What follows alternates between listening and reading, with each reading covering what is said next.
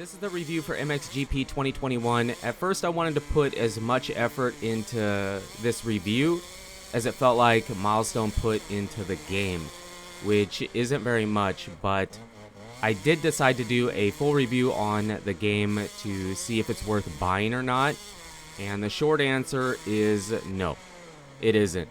And for some of you that might be good enough, but for the rest of you, let's jump into the video and find out why.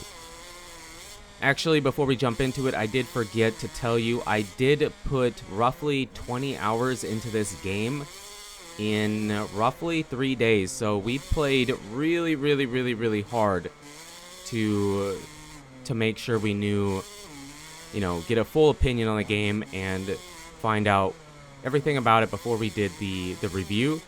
And if I forget to mention the credit grind, a large part as to why we played that much is because the credit grind is awful.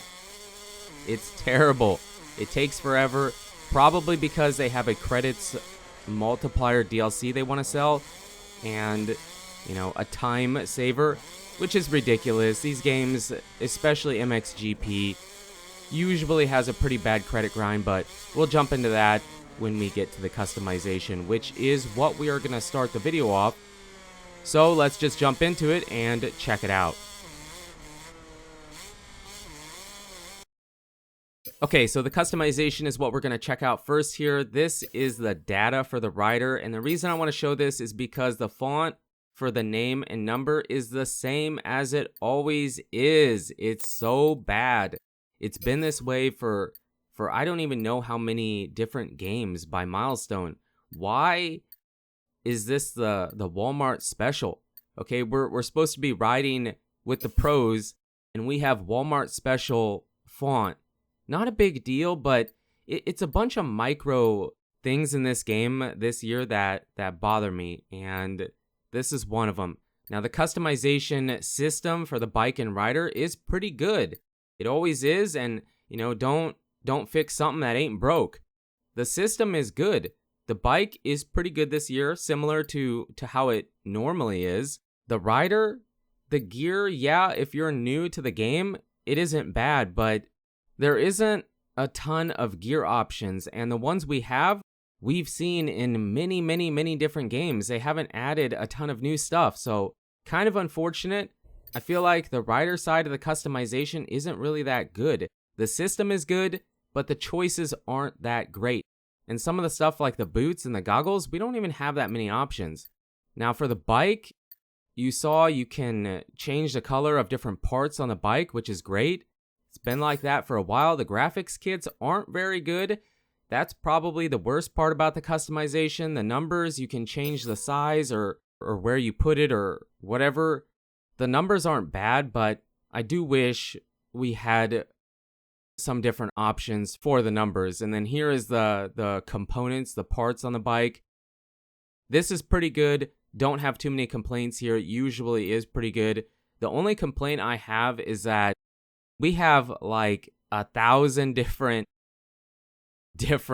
handguards to choose from, but then other stuff like for the rider, we don't have that much. And then this is the bike list. I wanted to show you the bikes we have in the game. No Suzuki because I believe they aren't in MXGP right now.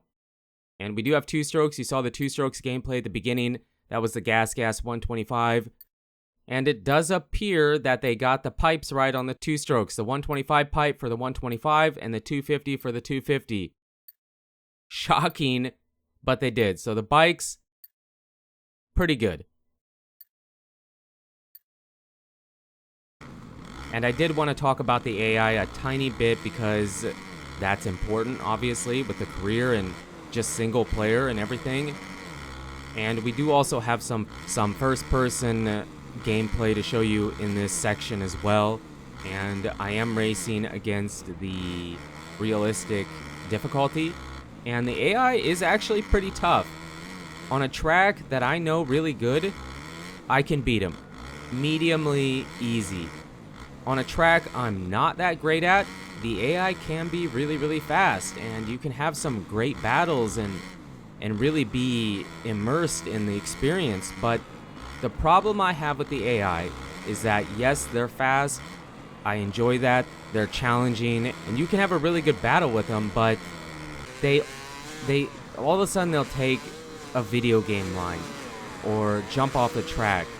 It's like they're programmed to go so fast that they can't even stay on the track, or they'll overjump something like crazy, and it just sucks you out of the immersion that the AI is really fast and you're having a really fun battle with them. Plus, they hit the inside ruts perfect every time, and the ruts can be, or the inside berms, whatever you want to call them, can be kind of tough to hit. So the AI, yes, they're fast, but they can be really dumb and take these really stupid lines and jump off the track sometimes, which that can suck. But overall, they're pretty fast. And this is the career. The career is a huge disappointment. It's the same as it always is. Nothing crazy. 2 motos at each track until you do all the tracks in the game.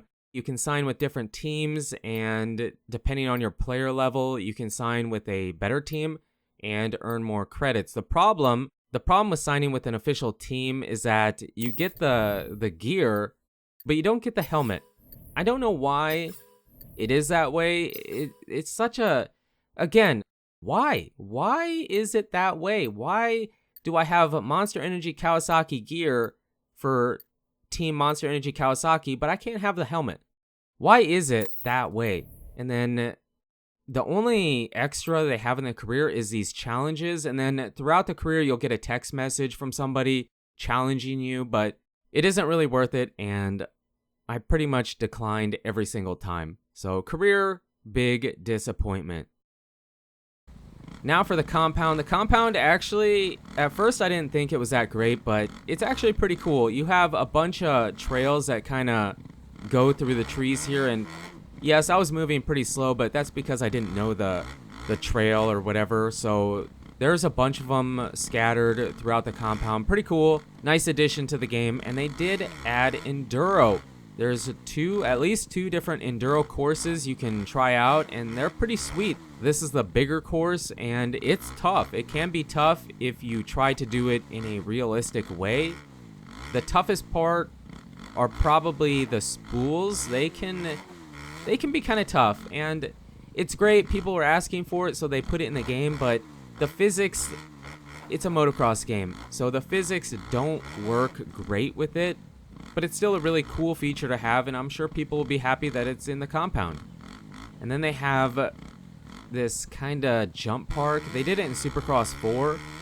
Cool. It's kind of weird. Some of the jumps don't really feel like they work that great, but it's still kind of cool. And the tracks overall, most definitely better than MXGP 2020 and Supercross 4. Those tracks were terrible. These tracks are okay. I actually had some fun on them and wouldn't mind playing them more than one time. So the tracks are pretty decent, and you get the chance to play on these during the career if you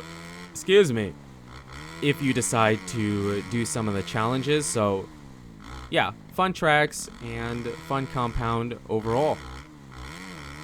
And one of the best things about the compound is this new feature, which is a fast travel. There's different points of interest on the map. If you hit pause, and you can go to any of those and hit A and teleport to it, which is cool. You can free ride still, you don't have to do it, but if you just want to hit a specific area, boom, you're there. Pretty sweet. And before we end the video, I do want to talk about the core gameplay and the physics. Yes, if you're still watching, you probably care about the physics in the game. If the physics suck, the game sucks. The physics, yes, they are kind of copy and paste from MXGP 2020, but somehow, in my opinion, they went backwards on the physics. They made the bike, they made it feel heavier, but they also made it feel more clunky in the corners, and hitting the ruts, it can be fun. They slowed the player down for sure, but the ruts, the inside berm, when I say ruts, I mean inside berm, they can be really inconsistent. Some of them work really good, and then other ones, they don't work at all. And it's really easy to like get stuck on top of them, and the bike freaks out and the game kind of glitches, and it's cool that they have it, but we all know what we want. We want terrain deformation, working real-time terrain deformation. And they do have terrain deformation in the game, but it's fake. It doesn't work, and it doesn't really even appear to be on every track, the terrain deformation. And then here's a section about the whips, because somebody for sure wants to know about the whips in the game. And if you know a Milestone game, yep, you guessed it.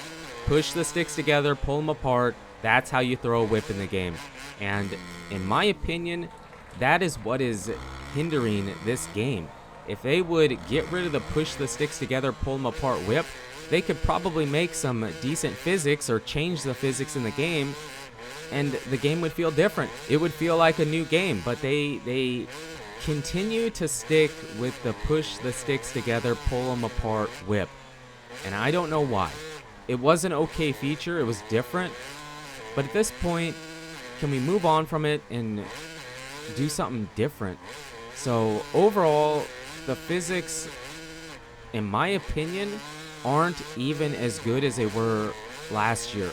2020, I enjoyed that game. Even if it was the unpopular opinion, I enjoyed it. And if you sit there and say it's more realistic, it's better, okay, that's great. These are just my opinions. You don't have to take what you want from it. I play MX bikes, I ride in real life. I have games that can fill the real life void. And this, it just doesn't, in my opinion, it doesn't even feel that way.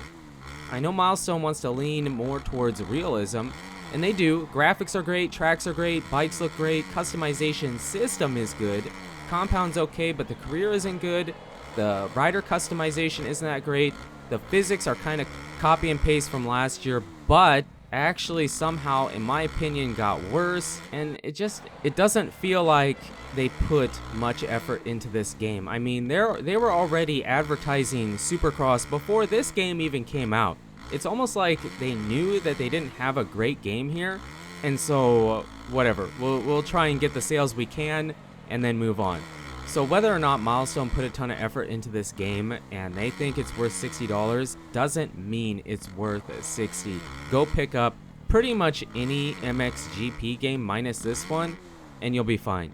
That's our full review on the game. In my opinion, it is not worth buying, but you decide. But you guys and girls are absolutely amazing. Thank you so much for the support on the channel lately. It really does mean a lot.